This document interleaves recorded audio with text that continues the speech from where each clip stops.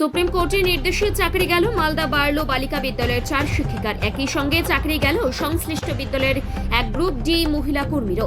Supreme কোর্টের রায় শোনার পরে ক্লাসরুমে কান্নায় ভেঙে পড়লেন শিক্ষিকারা।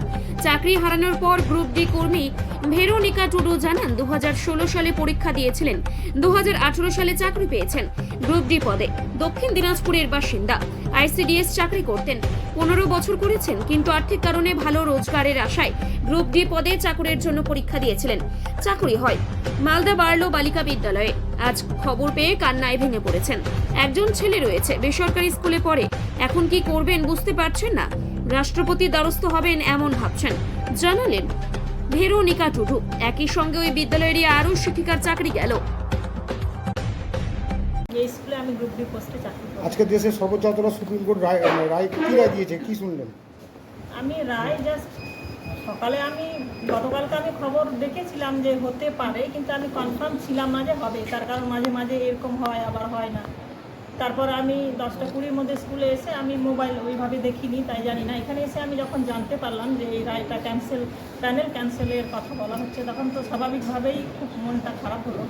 তা আমি এখন শুনছি বলে আমাদের আরেকটা পরীক্ষা দেওয়ার চান্স থাকছে, প্লাস পুরনো চাকরিতে আমরা ফেরত যেতে পারি। আমি আইসিডিএসে চাকরি করতাম, আমি মাস্টার ডিগ্রি পাস করা। আমি ভেবেছিলাম প্রমোশন হবে, তার জন্য আমি এসএসসির দিকে অতটা ঝুঁকি নিই। আমি ভেবেছি যে সুপারভাইজার হতে হতে সংসার আর সব কিছু করতে করতে আর তখন ওই কাজটা ছেড়ে আমি ভাবলাম যে এই গ্রুপ ডিতে একটু বসে দেখি, কোশ্চেনগুলো একটু সহজ হয়, দেখি যদি বসতে পারি। তখন বসে দেখলাম যে পাস হয়ে চলে এসেছি। বলছি কত বছর হলো আপনার চাকরি করা? 7 বছর। বাড়িতে কে কে আছে? বাড়িতে আমার ছেলে আছে, মেয়ে আছে, আমার হাজব্যান্ড আছে। বাড়ি কোথায় আছে? আমার বাড়ি হরিরাম। আপনি কি স্বচ্ছভাবেই এসেছিলেন? আমি তো নিজে তো তাই। এই যে এতজনের চাকরি চলে গেলো, কীভাবে দেখছেন পুরো বিষয়টা? পুরো বিষয়টাই আমি অমানবিক দেখছি। আমরা যারা সঠিকভাবে এসেছি, আমাদের এই পানিশমেন্টটা কেন? আমি যদি কাউকে মার্ডার কি খুন, আমি কোনো কিছু নাই করি, আমি কেন পানিশমেন্ট পাবো? আমি কেন জেলে যাব? কি আমি কেন আসামি হয়ে সেখানে আমি খুনের সাজায় যাব? আপনার নাম? আমাদের তো ফাঁসির সাজার মতো অবস্থা। আমার নাম ভেরোনিকা টুডু। আমাদের 4 জন টিচার আর একজন গ্রুপ ডি 2016। আজকে অন ডিউটি অবস্থায় আছে? হ্যাঁ, ওনারা অন ডিউটি অবস্থাতেই আছেন, পরীক্ষা থেকে গার্ড দিচ্ছেন।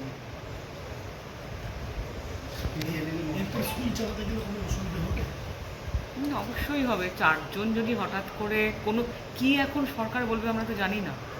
মানে এটা তো জাস্ট এখন রায় হলো, তারপরে এখন কি হবে অর্ডার, কাজে যদি না হয় তখন তো অসুবিধে হবেই। এখনও আমি রায়টা খুব ভালো মতো শুনিনি, মানে যেটা শুনছি ওই ইউটিউব বা কিছু ওগুলো শুনে, মানে এখনো হাতে যতক্ষণ পেপারস বা কোনো কাগজ না পাবো ওটা বুঝতে পারবো না। আপনাদের স্কুলের টিচিং স্টাফ কতজন আছে? এমনি সব মিলিয়ে কতজন আছে? 40 জন। তার মধ্যে কতজনের গেল? আছে কিনা আমি জানি না, তো খবরে শুনছি। আগে অর্ডারটা পাবো হাতে, তারপরে দেখবো। কি শুনলেন? মানে এটাই শুনলাম যে ওনাদের হয়তো যারা অন্য চাকরিতে ছিল আগে, তারা হয়তো আগেরটায় ফিরে যাবে, সেরকমও কেউ কেউ আছেন। আর বাকিদেরটা এখন কি সিদ্ধান্ত হবে। আর একটা গ্রুপ ডি বলছিলেন? ওই যে গ্রুপ ডিও বসে আছে, ও আছে।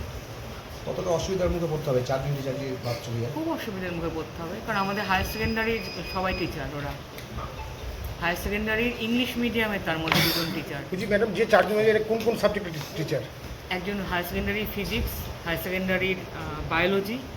আমাদের হায়ার সেকেন্ডারির যে ইংলিশ মিডিয়াম পার্টটা আছে, ওরা 2 জন এই ওরা 2 জন ওই পার্টের টিচার। একজন হচ্ছে পলিটিক্যাল সায়েন্স হায়ার সেকেন্ডারি, আর একজন হচ্ছে এমনি পাস করছে বিএসসি। ম্যাডাম, ওই টিচার যদি এখন গার্ডে আছেন বলে ওনাদের সাথে কথা বলছেন, ওনাদের মানসিক অবস্থা কেমন? তাহলে গার্ডে আছেন তো একটু অসুবিধা, তাহলে কাউকে পাঠাই, ওদের রিলিভিংয়ে পাঠিয়ে আমি ডাক। ঠিক আছে।